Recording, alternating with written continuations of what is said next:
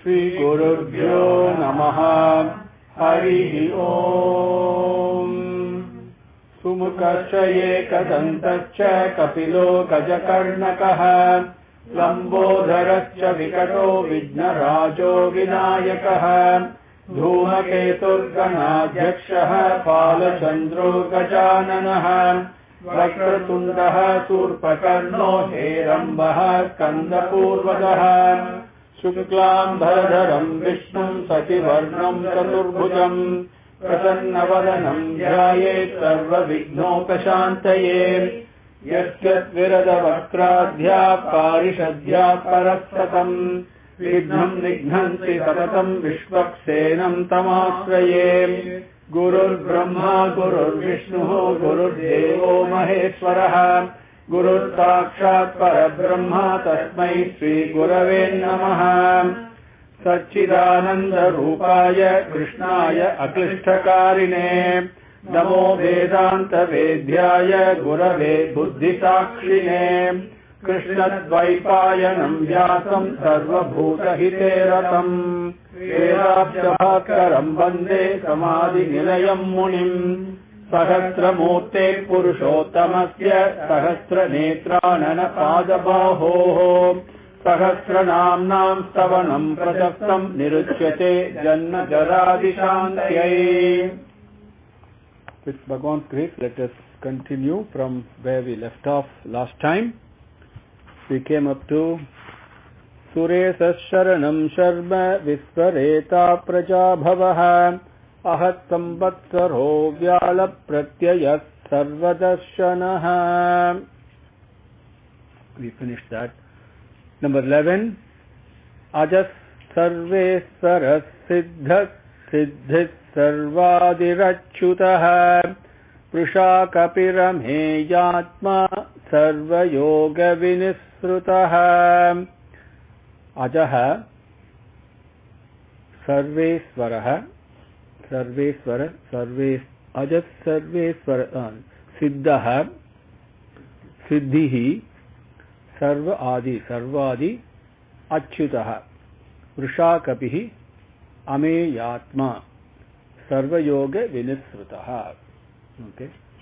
Ajaha means we all know without birth, right? Jaha is to be born. Ajaha means no birth. What does it really mean? Okay.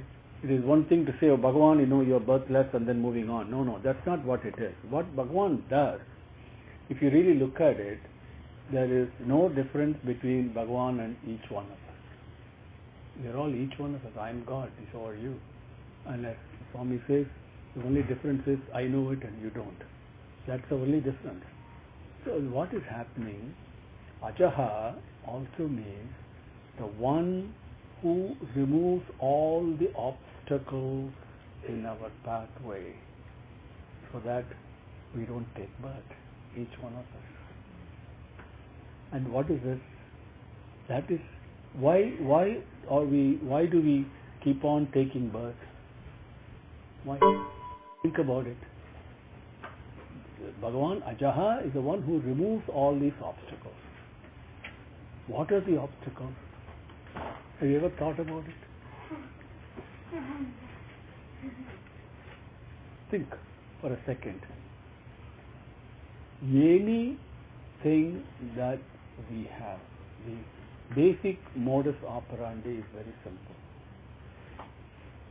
Bhagavan is Varada.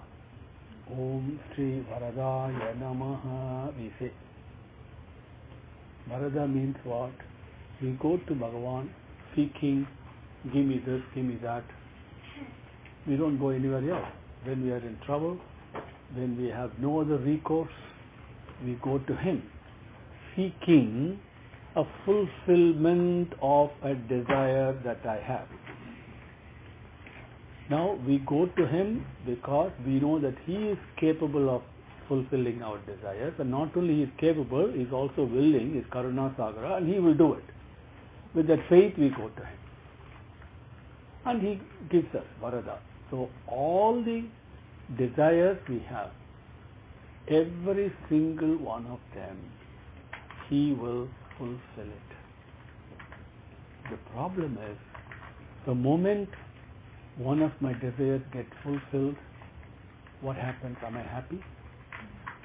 I want more of it. I want something else. The fulfillment of a desire leads to greed. I want more. I want more. So what will Bhagavan do? So what obstacles can he really remove then? If he keeps on fulfilling our desires, where is the end? Where is the end? Then he teaches us, while he's fulfilling our desires, he says, I give you what you want. So one day you will want what I have come to give. Remember that. Bhagavan is giving us something, but I am not taking it. I am asking for something else. While he keeps on giving us all the things that I want, in my own little buddhi, I realize sooner or later I am not peaceful. I still have difficulties. I'm going the wrong way. What is it I should do? Then he says, my dear darling pet, you know the problem that you have got? You have only one problem, which I am trying my best to remove, but you got to help me remove it. And what is the problem you got? Your desire. Give it up. Every single desire that each one of us gets, it is not only the past, and the thing can hit us any moment. I want this to go my way. Just analyze in your own mind so many desires we have, right? Every single desire that comes my way robs my peace, takes me away from Bhagavan, creates lots of agitations. I can give it different names, doesn't matter. Point to their agitations. Right? So the lesson is how ajaha, how does he really remove the obstacles? He keeps on teaching the same message in all directions at all times. It doesn't matter whether it's Vedam or Upanishad or any slokam you have, or the lesson from a tree, lesson from a sun, lesson from somebody else who comes your way. Any book, anything you take, there is a lesson there. Bhagavan's lesson is simple. You are not doing it. I am doing it. Understand that. But I refuse to understand it. It is not your ability. It can go away just like that in a chanam if I want. Don't think, why are you thinking? You think you got a temporary body and you think it's all this permanent and go after something. No, don't realize it. I've given you buddhi. Keeps on, the message keeps on hitting us 24/7 in all directions. I still refuse to listen. But Bhagavan, because he's Karuna Sagara, he does not give up. A teacher in school may give up on a student who is not learning, who doesn't want to learn. Forget not learning, who is not interested in learning. How long will a teacher teach the student? At some point in time, he'll give up. Bhagavan is not like that. Each one of us, we're all students in this divine classroom who refuse to learn. Forget even attending the classroom. That is another thing. He refuses to learn, but still he doesn't give up. That's the divine teacher, the divine love. Keeps on teaching. At some point, it hits on our head. This is where the problem is, desire. Swami, because Arjuna asked right there in second chapter, you can ask, what is the thing? I want to do good things for me, but I am not able to do. I want to reach the lotus feet. I want to grab your lotus feet, but I am not doing it. I am grabbing on many other things. Why am I doing it this way? It's what he's asking. All of us want God's company only. But we don't keep God's company. Why? That is his question. And Bhagavan answers. That's simple. The only problem is your desire. That's what's separating you from between you and me. You desire for so many other things, but you never desire for me. So, practically, ajaha, is nothing but an embodiment, a manifestation of unlimited love that keeps on. Like the love of Bhagavan is more than 1,000 mothers that you can think of. Divine love is incredible. Our mother's love and all cannot compare with that. But we know on a local level, mother gives us what we want, right? Feeds us and takes care of us, all those things. But Bhagavan's love is something much more stupendous. And it keeps on telling us. Then, when I start listening to him, truly listening to him, as Arjuna did, same message he is giving us, but I am not listening. The moment I really, really want to listen, how does he make me listen to him? By giving me difficulties, by giving me miseries. And then I get tired of this. You want wealth? It's a small anecdote I'll share. One person wanted to play violin for Swami. He wanted to play violin. And Swami was not interested. But he kept on, Swami, I want to play violin. Okay, play. He started the violin and started playing. And Swami never asked him to stop. How long can you play the violin? How much money do you want? How much of anything you want? You get tired. You get exhausted. Then it hits you, what you have given me is enough. Why should I want more? That buddhi, that change that takes place. Then once I start interacting with my own desires and see the havoc it creates on me, it can be a simple desire. It can be a big desire. Does not matter. Mothers are here. They all want the best for their children. But how much they desire for that? Will any mother today act like the way Dhruva's mother did? What is the real thing? And we talked about it, I think, last class somewhere. I remember talking about it. As a mother, we all want the best for our children. Right? Is there any mother who doesn't want the best for her children? No. So what is the best gift I can seek for my children from Bhagavan? What is it? We talked about it last time, I think. The best gift is bhakti, love for God. That is what Dhruva's mother told them. Said, only go to Narayana. He is the one who can keep his company. He will tell you what to do. How many mothers do that? Because we don't want to delegate that job to Bhagavan. We want to keep that job among ourselves, and we suffer.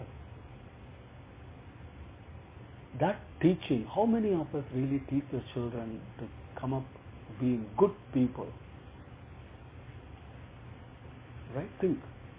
So the desire, once I start interacting with it, then I listen to Bhagavan.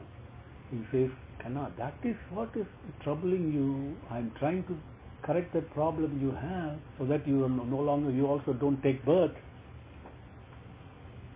Swami, but desire is difficult to give up. I can't.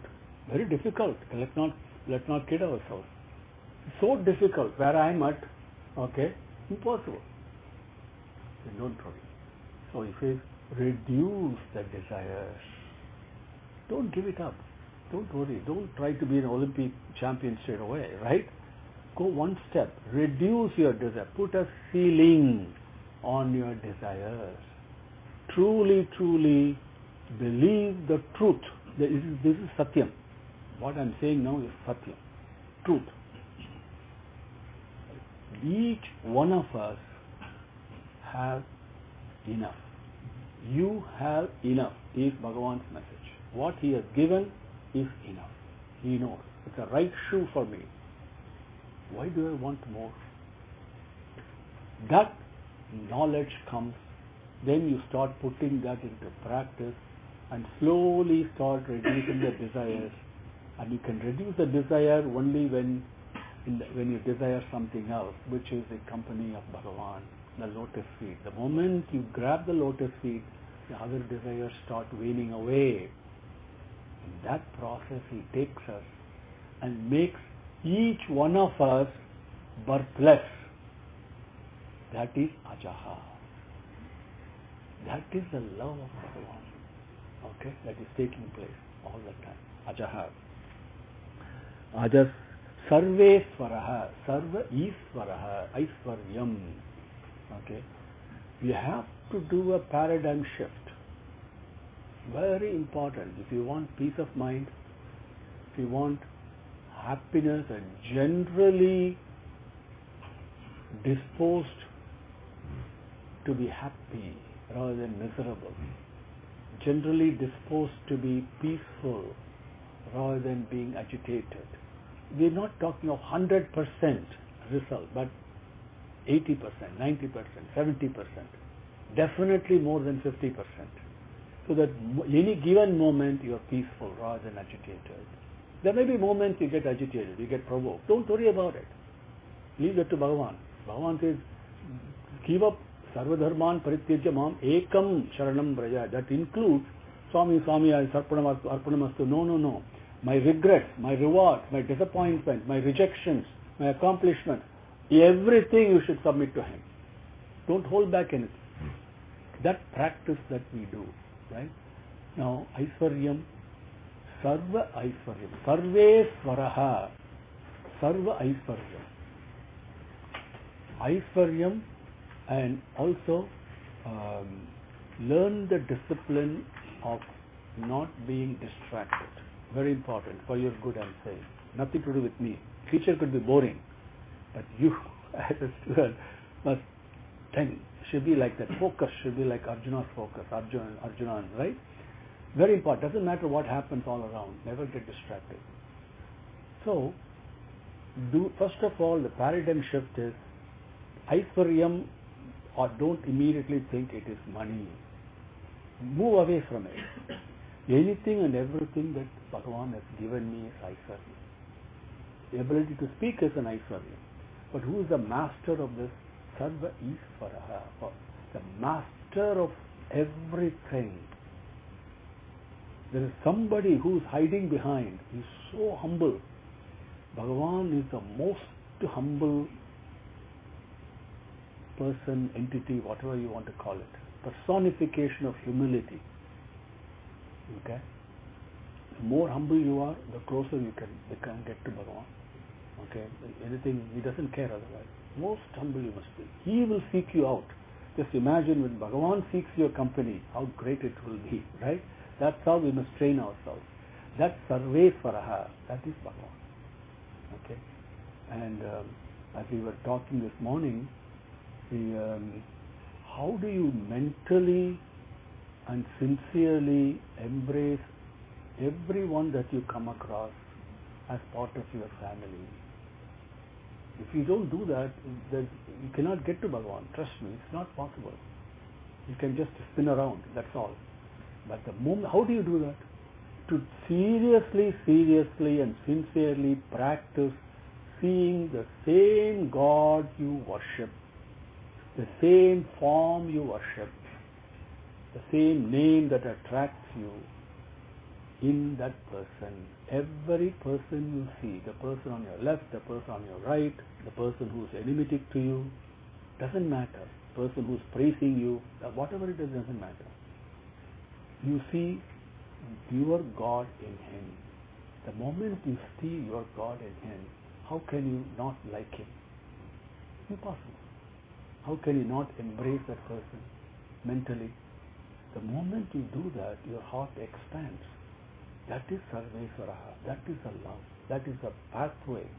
Because Mamevaso Jivaloke Sarvabhuta Sanatanaha. He says that. Sanatanaha, eternally, always. The Jivaloke. In the creation of all the Jivas, Sarvabhutas, all the beings in all forms. Mama eva amsaha. Mamai vamso. Mama eva. It's only my part, the same love that I have, the same drop of love is present in everyone, unadulterated, in fullness, not deficient. Please understand it. First understand it mentally and then believe it and then put into practice then you start experiencing the truth of that statement. Bhagavan speaks Satyam. When you practice it, you will experience that Satyam. Amazing feeling you must have. So that Sarvesvaraha, Ajaha, Sarvesvaraha, Siddhaha. Now, Siddha, this is very important. We know that Bhagavan is there everywhere. As somebody said, Swami, you say you're there everywhere, but I'm not able to see you. Where are you? Right? That's the question. And everybody who's the first to getting a spiritual thing, who wants the company of Bhagavan, naturally asks for it. Where are you? Is he in the temple? But where is the temple? How many of you really get a peace of mind visiting a temple? Trust me honestly. How many of you literally connect with Bhagavan when you go to a temple, and for how long? And what happens? When you touch Bhagavan, it has the residual effect, has to stay behind. How many of us are able to do that? You go to immediately to Abhishekam and all that, then you start talking about all other things. So where is the company of Bhagavan? Did you really touch him? You have to analyze. The truth is inescapable. You cannot run away from it. Okay? So, question, where is the temple? The temple is your heart. The temple is your heart. So Bhagavan is present, seated. That is a Simhasanam that he is present on. In the seat of your heart. If I keep him in my heart and I look to him there, how can he escape me? Impossible. Then it's very easy to see the same Bhagavan seated in somebody else's heart. It's very easy. It's not. Then slowly you can practice it.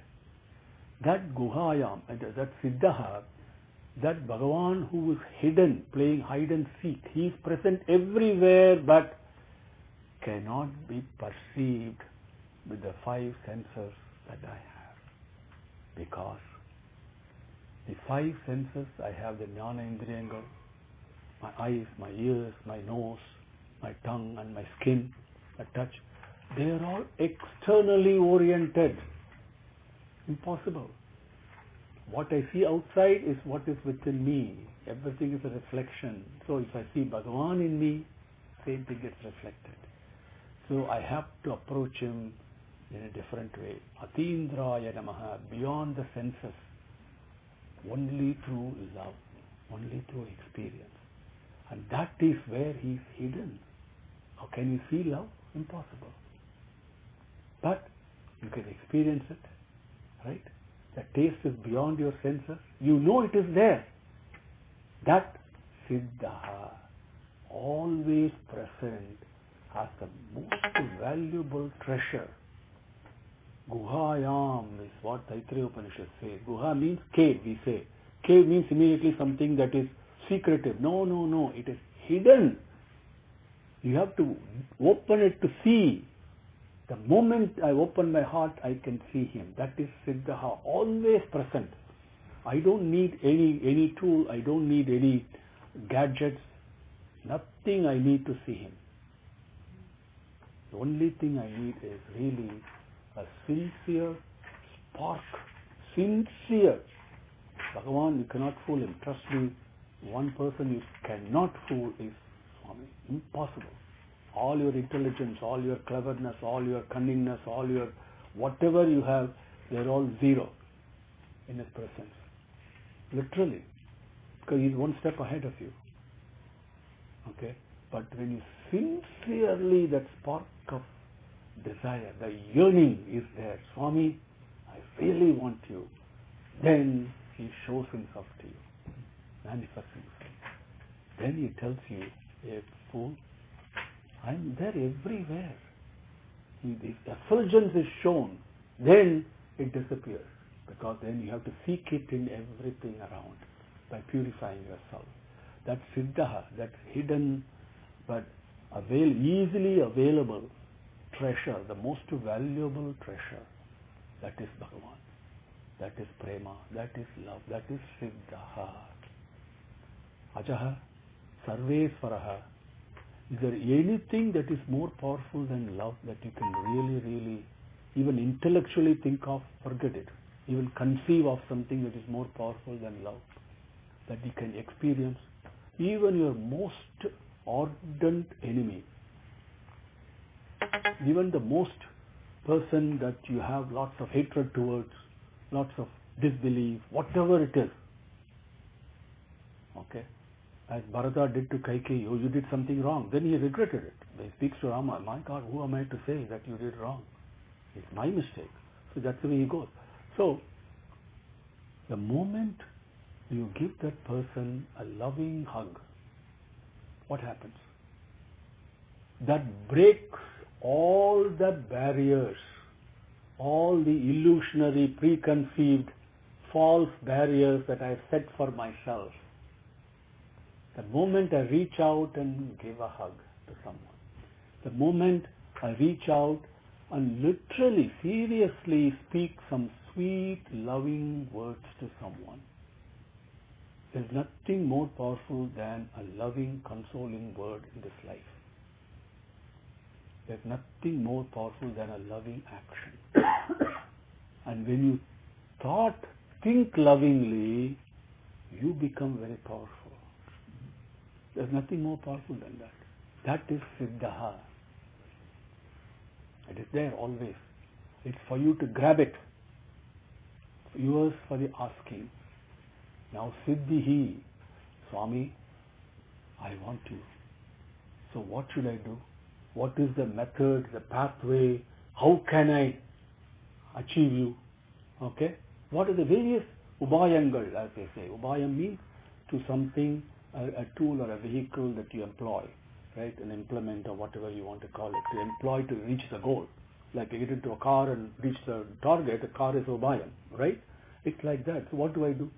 Siddhihi, whatever way that you want to reach him, infinite ways, and this is true. This is true. Okay?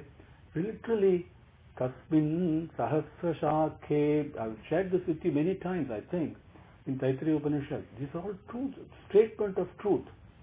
Please, don't treat them anything less than that. Just because I don't know the truth, that does not mean that I should grab onto something that is the truth and learn what the truth is. Okay? So, Tasmin Sahasra Shakhe, infinite branches are there. This tree of love, the root is there. When Bhagavan is the root, the love is pouring down like a tree. And it says, the things are, the Vedas, the various leaves, they described in Bhagavad Gita, but that is figurative.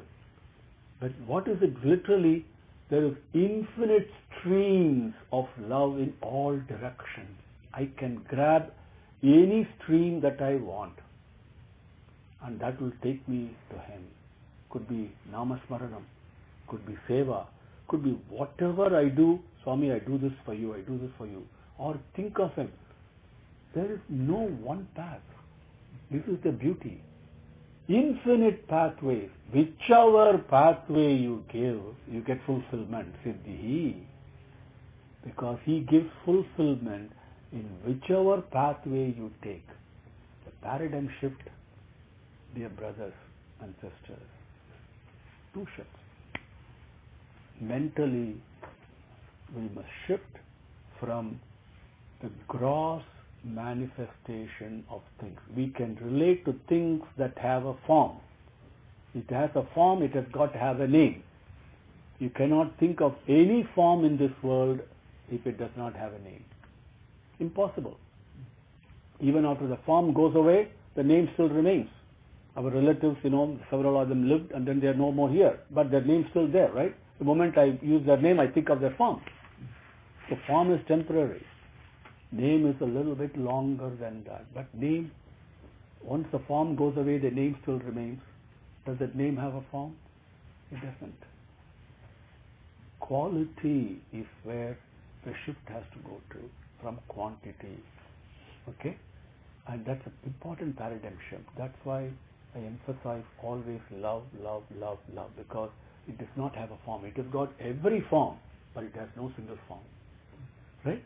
The first shift in understanding and getting close to Bhagavan is to go on the quality of things, not quantity, on the essence of anything that you interact with in life.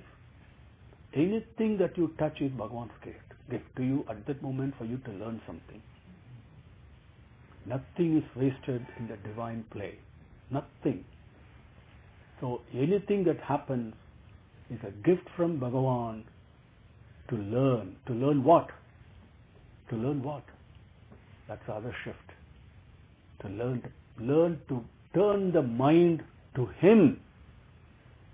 That's the only reason everything is given to us. Whether children, job, wealth, doesn't matter, health or lack of it. Whatever is given, whatever is taken away, whatever is not given, everything is a gift to turn the mind to Him. Okay? So that is Siddhihi. Ajaha Sarveswaraha Siddhaha Siddhihi. Who else can do that? The ocean of love. And I can put my little finger there and taste and feel it. Still He welcomes me. This is the beauty. Without knowing His greatness, not even an iota of what that selfless love is, we talk about it, we hear about it, He still appreciates it. My little child, well, come. He takes us. That is Siddhihi. So Bhagavan's love cannot be it's beyond our ability to even conceive. So Sarvadi, or the beginning, the way we are trained, a newborn child does not have it. I see that in my grandson all the time. It's a phenomenal education for me. We all were like that. But we were born, we got hungry, we communicated, we were hungry, and the adults called it as crying. Okay, the child doesn't think it's crying. That's the only language it knows how to communicate. So it says, I'm hungry. So we call it crying, right? But once the hunger is fulfilled, what happens? It's happy, satisfied, contented, and then it starts exploring things with a curiosity that I wish we all retained right till our last day. Phenomenal curiosity. How is this working? What is this? What's happening? So much. But there is no judgment, non-judgmental. That's how we were all born. Keeping the have you ever seen a small child smile? We say in Tamil, that it's like a Bhagavan himself smiling, because smile of love. There's no selfishness. We are creating all this selfishness and self-control and self-aggrandizement and all these things. So we lose the company of Bhagavan. But Sarvadi, where did this all come from? Can I go back to it? Right? The moment me minus my selfishness minus my self-aggrandizement equal to God. That is Sarva. Simple equation. The origin of everything. It was not somewhere in the past it happened. Don't fool yourself. Okay, all the calculations we give, all the things we give, yet this is Kali Yugam and Svetavaraha Kalpe and all these calculations we give, I've understood something intellectually, 432,000 years, 5,000 years gone, and all this. Krishna was born at this time. These are all crazy, attractive, gymnastic calculations. The moment is now. If I think there was a past, there was a past. My mind is creating it. If I think there is a future, there is a future. But what is the beginning of this, Swami? What is happening here? A fool. There is nothing there. All the Sarvadi is right there in the present moment. The present is omnipresent. If I put my mind, just focus on this Chanam. Don't worry about past. You're always living in the past or the future. I guarantee you. Anybody who lives in the present moment, even for one moment per day, will be substantially peaceful person. You will see the way he talks, the way he conducts. Just one Shanam in the present, the company of the present. That's where omnipresent Bhagavan is there. Right? That is a Sarvadi. Okay? And that is where everything gets created, everything ends also. Sarvadi. Everything originates. The whole creation comes from truth, sustained by truth, and dissolves in truth. Satyam. Satyam, Dharmam, Prema, Shanti, Ahimsa, these are all one and the same thing, aspects of different aspects of the same thing. That's all, no difference. Okay? So, Sarvesvaraha, Achyutaha. Achyutaha is most dependable, putting it in a very crude manner. We all play a psychological game. Some of us may have done that. Okay? I stand like this, and my friend is here behind me, and he says, close your eyes and just fall back. I'll hold you. Okay? Now, even thinking of that, there is a bit of a hesitation. What happens? Is he pulling my leg? Am I going to fall down on the ground? Right? Or will he really hold me? Just close your eyes and fall. Okay? So, what does this mean? None of us is dependable. Not because we don't want to be dependable, not because we are not good. We don't have the ability to support others. That is what Dhruva's mother told them, because she knew, I don't have the ability or capability to support you, to solve your problem. Take it to where the solution is available. There's only one person. This Achyutaha, Bhagavan, and once he played very important, Swami tests devotees in a beautiful way. I mean, incredible. Every test, it brings you closer to him. And once he said, told you, okay, go on. You said that you have faith in me. You will do everything I say. Yes, Swami, I will do whatever you want. Karishye vachanam tava. Whatever I will do as you say. Really? If you put yourself in Swami's shoes, in Bhagavan's shoes, he tells us to be loving. How many of us are really loving? He tells us don't be selfish. How many of us are not being selfish? He says at least put a ceiling on your desires. How many of us do that? No, let's not kid ourselves. Okay? And he says at least spend a little bit of time with me every day in the morning. Get up. And no. He says so many things he says. Run away from bad company. How many of us do that? So think about it. So from Swami's angle, we are not doing what he says. Even though Swami, I will do as he says, everything I surrender to you. What is it that belongs to me to surrender to him? We say, Sarvam Krishnarpanamastu, like that we say.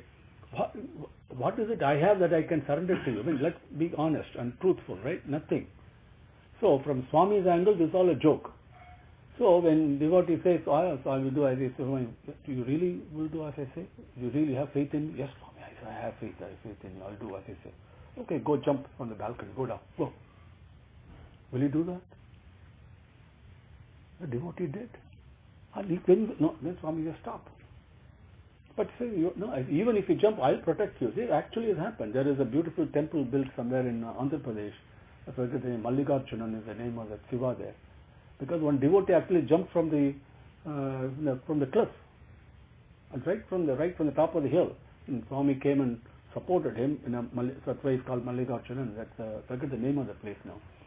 So a true devotee carries out as Hanuman did. He didn't hesitate, jumped across. Right? He didn't say I'm capable and all this nonsense. When all the others were thinking I can do 100 miles and 50 miles and all this, Hanuman never said I can go and come back. He said, this is Rama's deed, this is Rama's action. He will take care. It is his job, not mine. That paradigm shift. So, that Achyutaha is the one who is present in all places, at all times, in all ways. Therefore, he is dependable. And flying on the plane 36,000 feet up in the sky, turbulence comes and everything flies up and down, what do I do? Huh? Of course, I've got the seatbelt on. What do I do? Seriously. I turn to Him. He is there. He doesn't let me go. We all have experience, right? So, moment we think we are this, we are that, and all that. First thing is we have to give our own self-importance. Trust me, the first lesson, first step towards Bhagavan is giving up this self-importance, as if I'm somebody. As Paramacharya says, consider yourself even smaller than a worm. Be humble. Everything is Him. And I'm just a trustee. Really, I'm telling you, there's no other important teaching I have learned that I can share from you. Vinayam, Vinayam, Vinayam, Vinayam, Vinayam. That's the first step. Okay? Without that, nothing will be open to you. That Achyutaha, the most dependable one. Okay? Now, Ajar Sarve Sarasiddhat Siddhat Sarvajirachyutaha Vrishakapi. Vrishakapihi. Vrisha means something virtuous. Okay? Something supreme, something good. Kapi, we all know one meaning is monkey, another meaning is actually boar. Vrisha also means boar. Vrishakapihi means one who came as the most virtuous Varaha Avataram. That's what it means. Varaha Avataram. Okay? Sveta Varaha Kalpe, we say like that. This particular time, Varaha Swami came and he was absolutely white in color. Okay? So this time, when you think of Varaha Swami, what do? Lakshmi Varaham we have seen, right?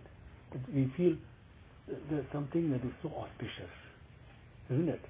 So comforting, right? And so that gives us lots of enthusiasm and a confidence that I'm in good company. Yes, everything will be all right, right? So that Varaha Swami, that Vrishakapihi, that means it denotes the Varaha Avataram. Ameyatma, your mind is extremely powerful. You can conceive of so many things. I can even try and imagine the edge of the universe. Sitting here, I think this is how Jupiter looks like, or Pluto looks like, or whatever it is. And I think this is how what's happening inside the sun. There are so many galaxies. On a big base, on a small, minutest basis, I can go into an atom and subatom, atomic particles, how they behave, and all this nonsense, right? Everything. So many things I'm trying to conceive that even the eye cannot see. I have a microscope, right, that blows it up so I can see. So many ways the mind tries to grasp things and understand. And it's a very powerful tool, extremely powerful tool. I mean, it can, anything you want, it can imagine. Anything. Just literally, I'm telling you, whatever you want, you can imagine so beautifully. Isn't it? There's no limit to its capacity.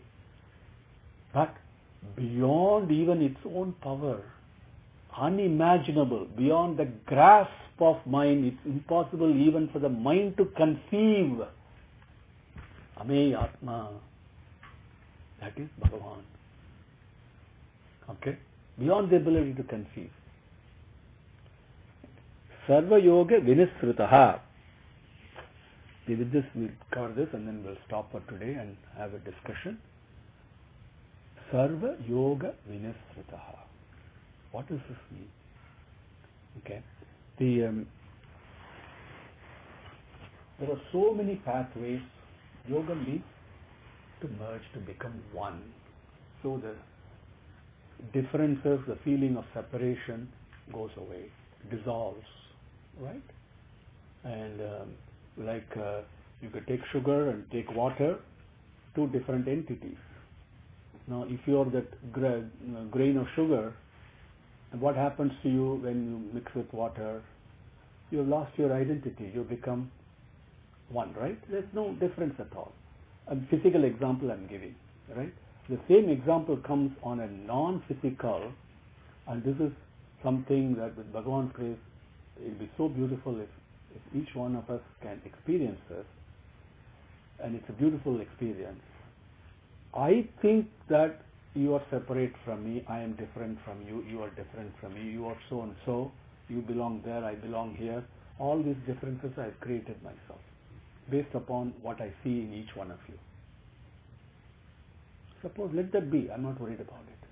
Suppose I might take my mind somewhere else and literally say, think of this Bhagavan in me that I am got in my heart in you. What happens there? All of a sudden, that feeling of separation goes away.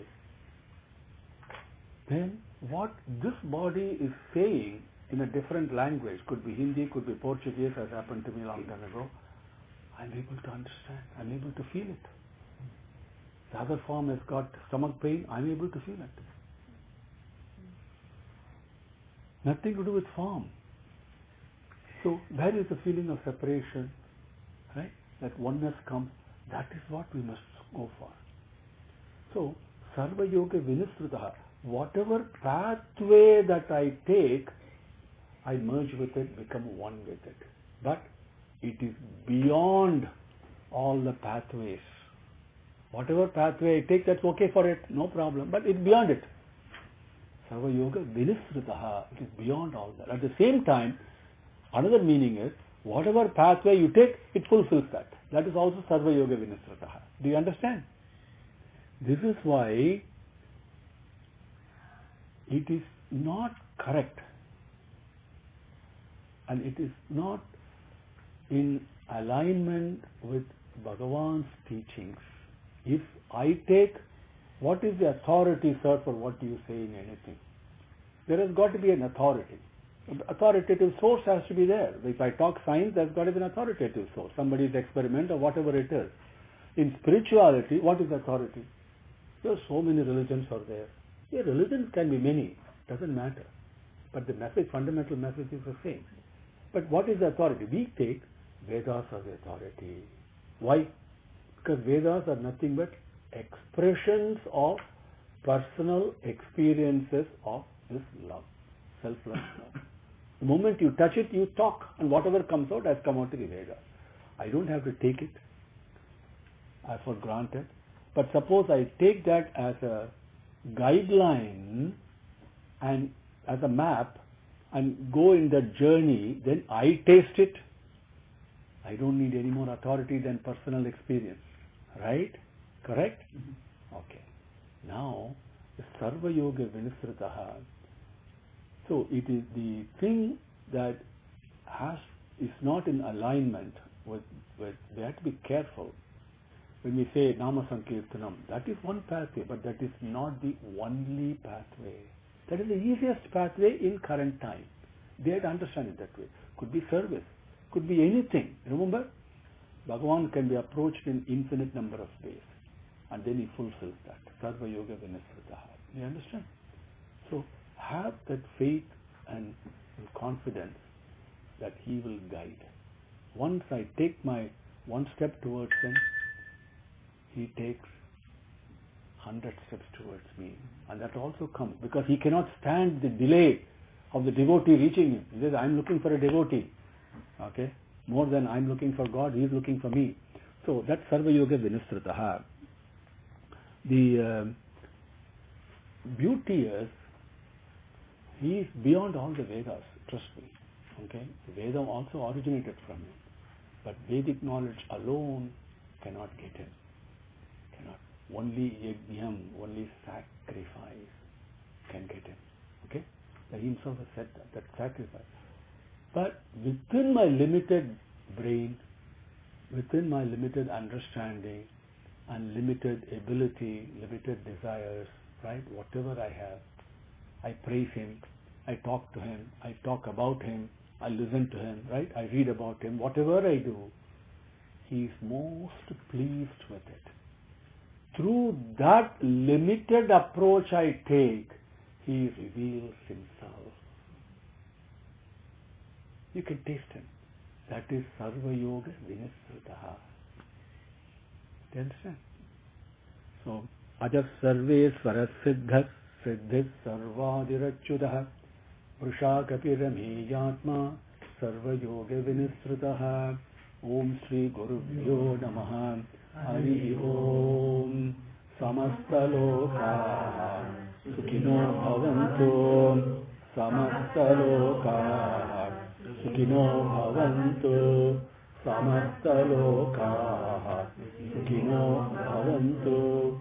Om Shanti Shanti.